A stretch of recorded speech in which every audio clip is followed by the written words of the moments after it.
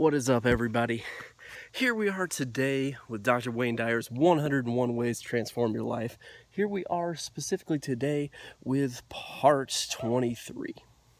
Part 23 being all about this idea of taming the ego. The idea that the ego is really a problem here when it comes to just thinking only about itself. And this being a general idea in human nature overall. I mean, if you read How to Win Friends and Influence People, you'll know exactly what I'm talking about here, because there's a lot of that kind of stuff where it's just stressing the idea that people are naturally have kind of a narcissistic tendency, have this idea that it just works, that it's all about us, that we have that kind of notion. That's why capitalism works that's so well. That's why so many things work well when people focus on themselves.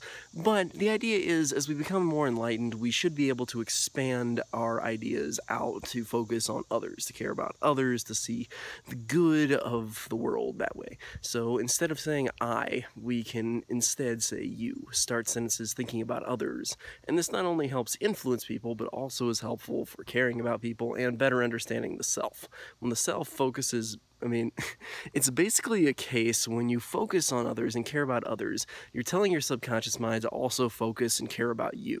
Because if you keep focusing on me, then the subconscious mind is basically hearing gimme, gimme, gimme, and so then it's demanding things from you all the time in terms of gimme, gimme, gimme. But when you focus on other people, when you focus on other things, when you focus on things that are outside yourself or that you're doing for yourself, not just for, like direct kind of extrinsic benefit, when you're getting intrinsic benefits from things and you're focusing on others, that can really transform your life. That's it for part 23. I will see you guys next time with part 24. Stay tuned.